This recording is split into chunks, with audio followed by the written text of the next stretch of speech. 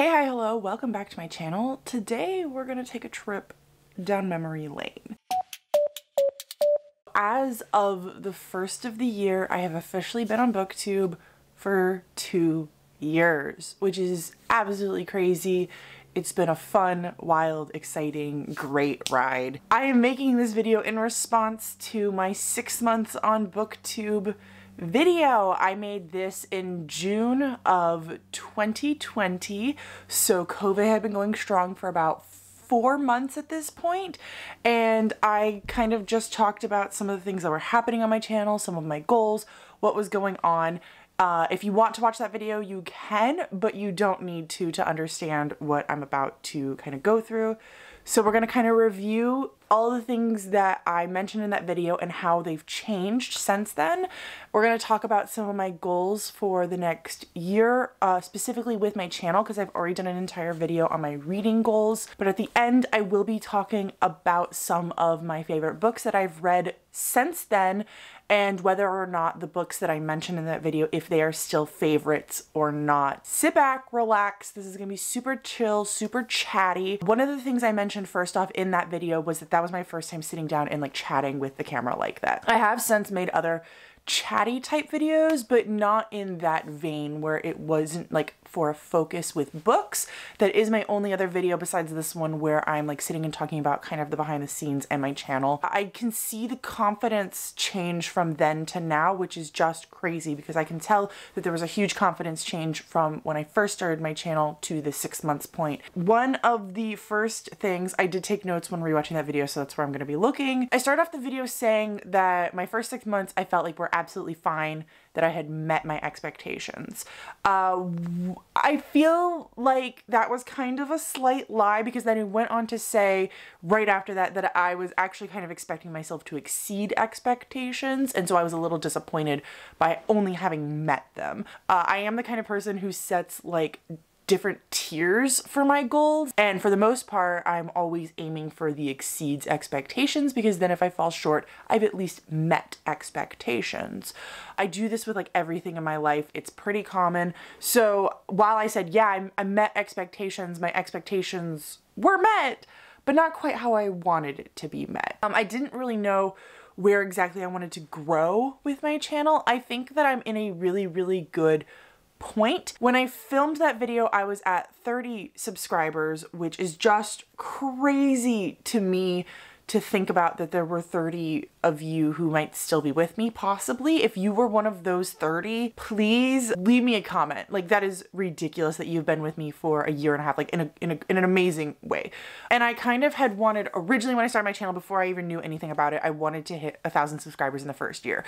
I very quickly realized that that was not even close to a feasible option for me. So what I wanted to do was I wanted to hit 100 by the end of the year. So I hit, I think it was 89 by the end of 2020. And then in like the first 2 or 3 weeks of 2021, I did hit 100 subscribers. So from there, I really didn't know what my goal for the end of that year subscriber count should be. And I also kind of felt like it wasn't fair for me to put a subscriber count goal on myself because it's something that I quite literally don't have any control over. I could do everything right, and it's up to other people to choose to subscribe or not. Saying that, this past year I noticed I was really close to 400 subscribers. So I had made that my goal in December of 2021, and I did hit that, and I did beat that. I believe I ended the year at 414, 15 subscribers. As of today, which it is January 8th, I don't know what has happened with my channel, but the past week it's been like really hitting people and people have been subscribing, and I'm very close to 450. So I don't know in how a week I've managed to get almost 40 new subscribers. It happened, and hi, welcome to my channel if you're any of those new people. I appreciate you all so much. With that kind of knowledge, my goal this year is to hit 1,000 subscribers.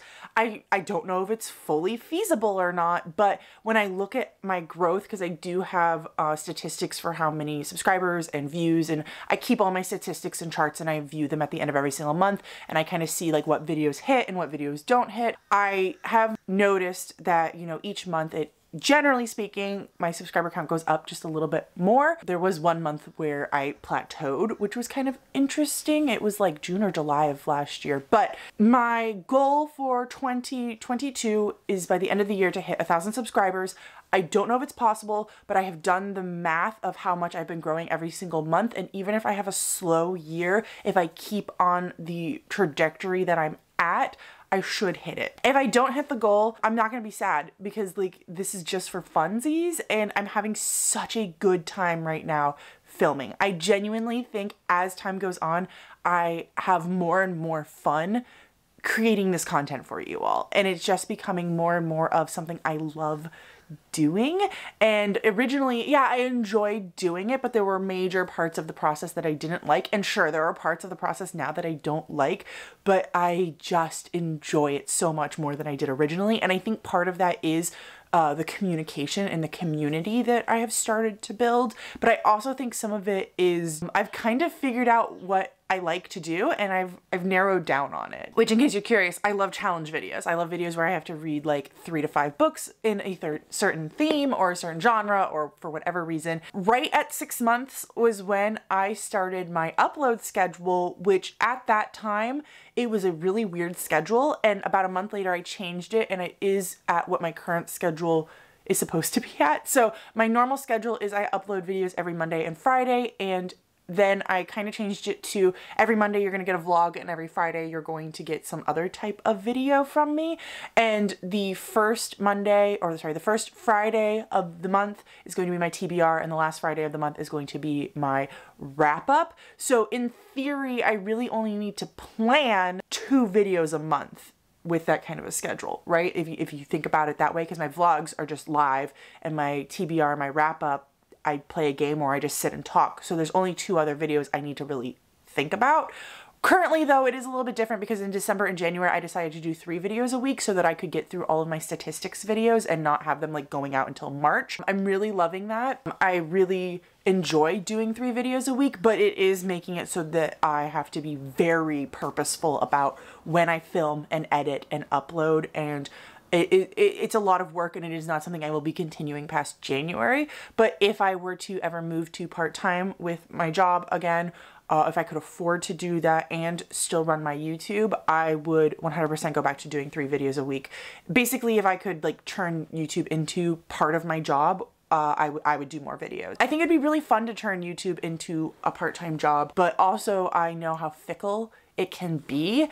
And I don't know if that's necessarily what I want. At the time in June, I mentioned that I had a yearly challenge that I had decided to up. I had originally wanted to read 80 books that year, and then I realized I was doing a lot more, so I decided to up it to 180. Past Amanda, I read 200 books in 2020. It was a ridiculously amazing reading year. And I said in that video that I was never going to try to do it again. I have not since tried to do it again, and I won't be trying it again at least for a while, but I wouldn't put it past me to, in a few years, attempt it one more time because it was so much fun. And I do genuinely look back on those 200 books as fun. I enjoyed doing it. It was good, but I'm not doing it right now because in 2021, I read 165 books. My goal with that year is just to enjoy my reading more. And when I look at my ratings, on average, they were higher than they've ever been in my life. So I think I accomplished that goal. We're not going to be talking about that too much here though. That was my statistics video that you'll be seeing soon.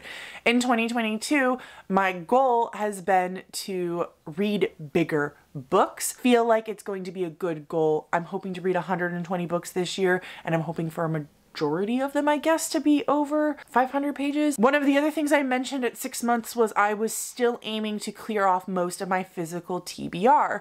I'll talk about where I ended up at the end of 2021 in my stats video, but it is still a goal of mine to constantly be clearing off my physical TBR. And the reason why I said at 6 months I wanted to do it is because I wanted to not feel the guilt of like owning books that sat on my shelf for a long time unread, and to not have the guilt of like going and buying a book when I already have unread books. I no longer feel that guilt. I don't know if that's a good thing or a bad thing. I felt it a lot in 2021. It was something I still struggled with, but near the end of 2021, I'd say maybe the last 2 or 3 months, I started to realize that I didn't like that feeling and I didn't want to feel it. And I have this weird ability to basically turn off guilt. I don't know what that says about me. I'm sure I should Google it right now and figure out if I have like some kind of mental issue. I basically logic my way out of it, and I kind of sat myself down and I said, look, you have a lot of books. You want to still read them. Sitting on your shelf for a year doesn't mean that you don't want to read them. It just means you didn't get to them. I don't like books sitting on my shelf for more than a year. I do try to read them before they hit that year point. Right now I have 2 books on my shelf that are over a year old, and they're going to be making it through my TBR very shortly.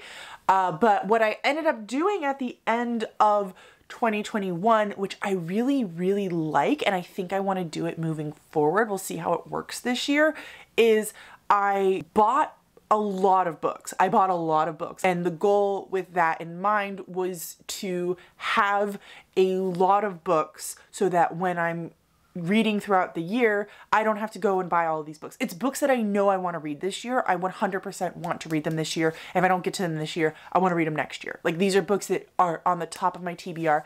And basically what ended up happening is I realized I wasn't getting to some of these books literally because I didn't own them.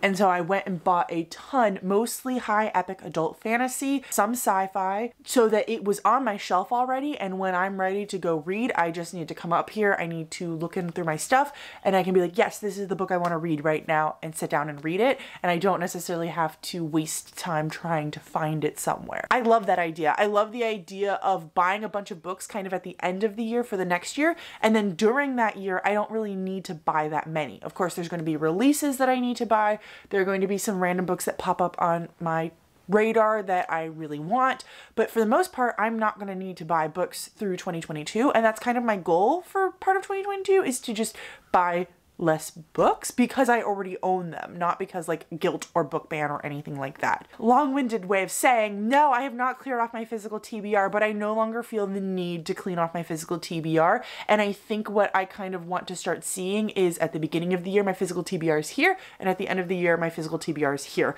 And throughout the year, it kind of goes like this through the years. But this is my first year doing it, so we'll see, Amanda, next year if you decide to do this video again, or in 2 years, we'll see how it kind of goes, I guess.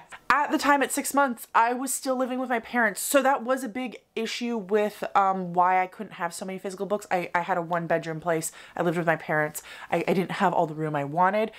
Shortly after that video, so that video took place in June, at the end of August, I moved. So very shortly after filming that video, I moved into my first apartment with my roommate. We had lots of issues, and I've talked about it before on my channel. If you go and watch my moving vlogs, you can like get all the hot gossip. I waited about a year, and in June of the next year, I moved again into this place where I own it now, and it is mine. I don't have a roommate. It is just my place. I was able to do that because in June of that time, I was working part-time for one company, and by September of that year, I was working full-time for a different company. Of course, there are lots of other factors into why I was able to buy my own place at 24, 25, and I talk about that in my moving vlogs. I don't want you to think that like it was fully me. There were a lot of factors that went into it, and I understand my privilege, and I am so grateful for it in this case. I love having the 2 1.5. The size is great for me. I love having a large porch. I spend a lot of time reading outside on my porch or at the pool because I do live in like an apartment complex. I love listening to audiobooks when I go on my walks. Favorite things about my channel at 6 months, and one of the goals that I wanted to have moving forward was to meet more book lovers. I love talking to you on the comments. I loved following people who read books, and I loved having mutual subscribers. So like I subscribed to them and they subscribed to me. At the time, I don't think I had any mutual subscribers. I think I got my first one about a month after this video was filmed, and now I have a few, even though like we've never met each other in real life and we've never talked like outside of YouTube. Like we're chill, we're friends, you know. I see them commenting on most of my videos. I comment on most of theirs. Love that. It's one of my favorite parts of being a creator, is like talking to other creators, talking to other book lovers, talking to other people who enjoy this thing as much as I do. My favorite part of creating videos right now is the very first step, which is the planning phase. I love getting an idea and planning out how it's going to work and trying to figure out when I'm going to read the books to fit into my schedule, and figuring out when I'm going to upload the video and prepping everything and getting it all ready. And then even going into the filming and reading of the books and prepping that for the videos, I really enjoy it. I wish I could show you all my spreadsheets and everything of how I do all of my planning and how ridiculous it is. I've had that video thought in my head for a long time, and I will be showing you how I track my reading and my booktube another time. I'm not ready to share it yet. I didn't have a TikTok at the time, and I also didn't have a Bookstagram at the time. I have both now. My Bookstagram is art now. It used to be books, now it's just art, but I do art related to books.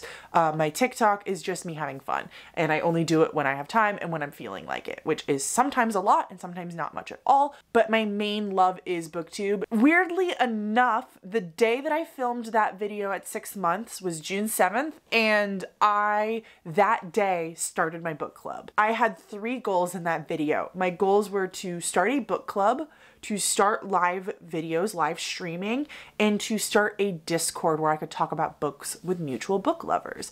I managed to do 2 of them in that day. So I managed to start a book club and start a Discord because my book club is actually on Discord.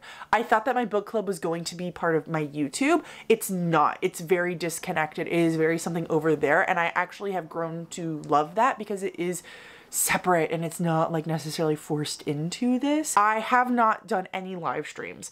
To be completely honest, I am afraid to do them. I'm chicken. I'm scared. Live videos are something I still really want to start doing, but they're something that it's gonna take a lot out of me to do my first one. And once I do my first one, I'm sure it'll just get easier and easier like everything else, but I'll know when I'm ready. And that's not just like some bullshit. Like, I am that kind of person. I'll know when I'm ready and it will happen the day I'm ready. Like the day I said I wanted to start a book club, I went and started a book club. So if I had 3 more goals for the next period of time, whatever that period of time is until I do another one of these check-in videos, I would definitely say I do want to start live streaming between now and then. I want to start having some live videos, whether that be on Instagram, TikTok, or Booktube. I don't know. Maybe it's not supposed to be on YouTube. Maybe it's supposed to be somewhere else.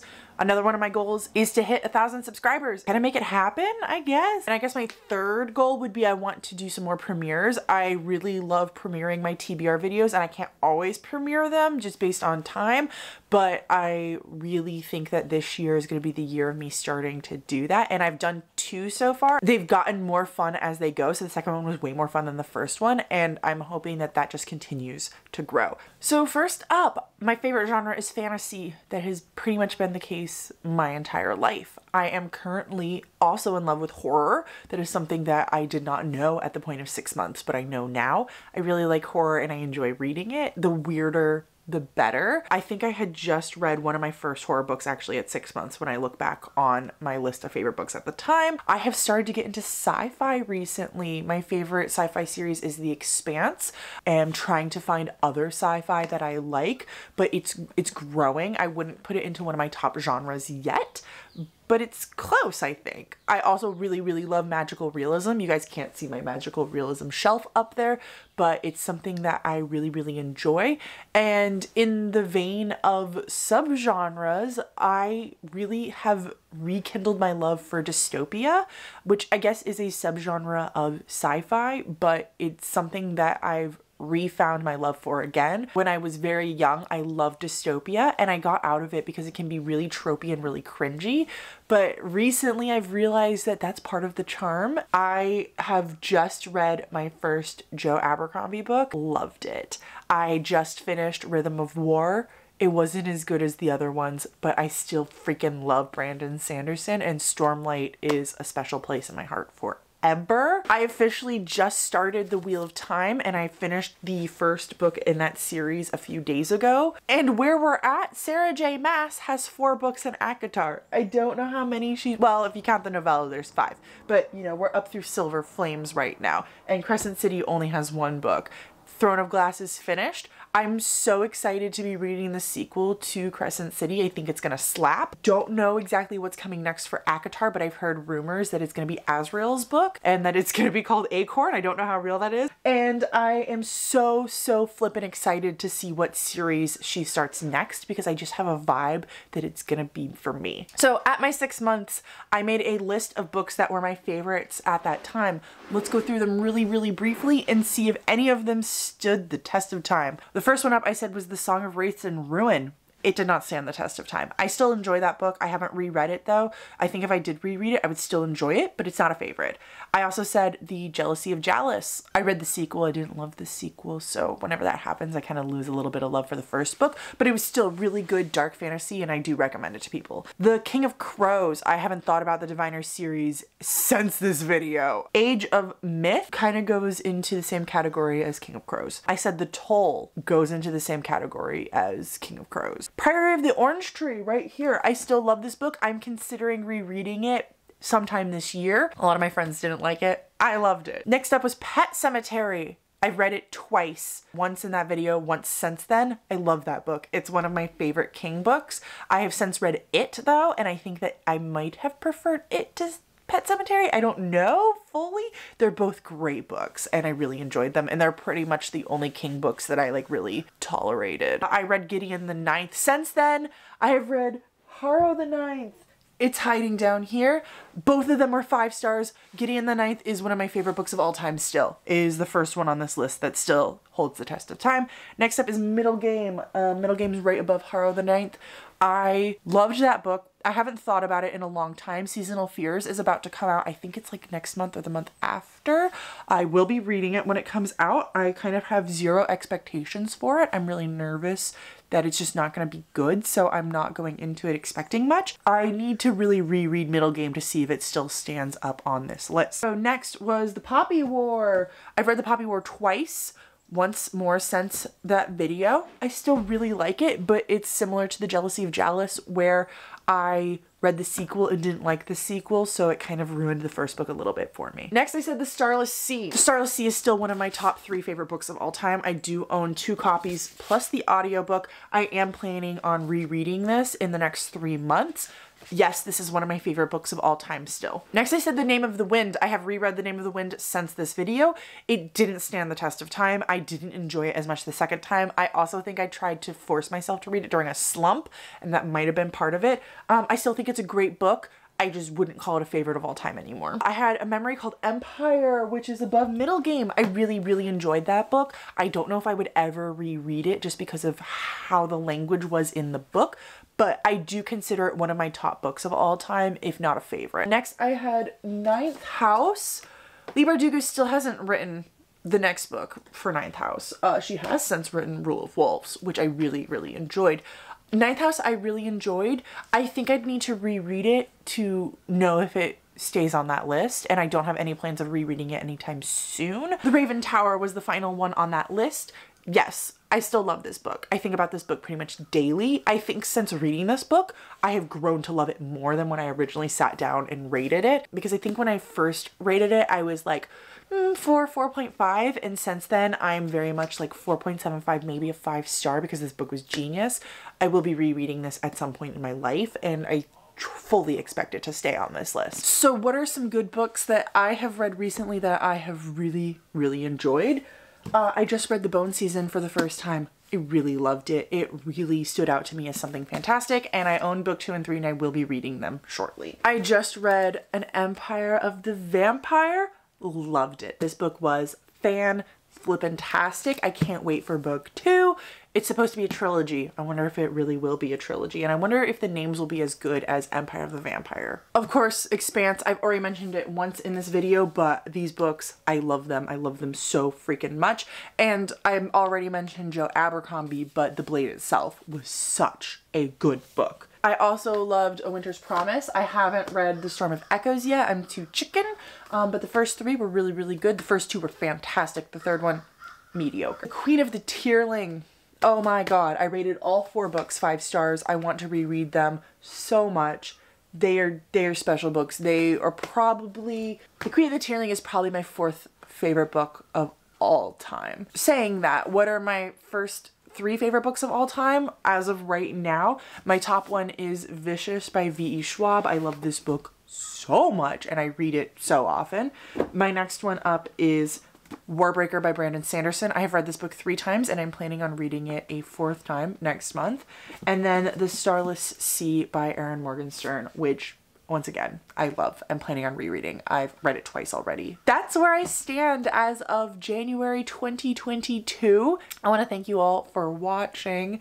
Let me know how long you've been on my channel. I think it'd be interesting to know if you were here at that 6 months. And I hope that you're here for another 2 years after this. Hopefully I'll be here for another 2 years after this. Let me know what your favorite book of all time is down below. And when I do this video again in 2 years, we can look back on it and we can be like, oh, it's changed. Thanks for watching. I appreciate each and every one of you. I don't remember how my outro goes, but until next time, I'll talk to you in the comments. Bye.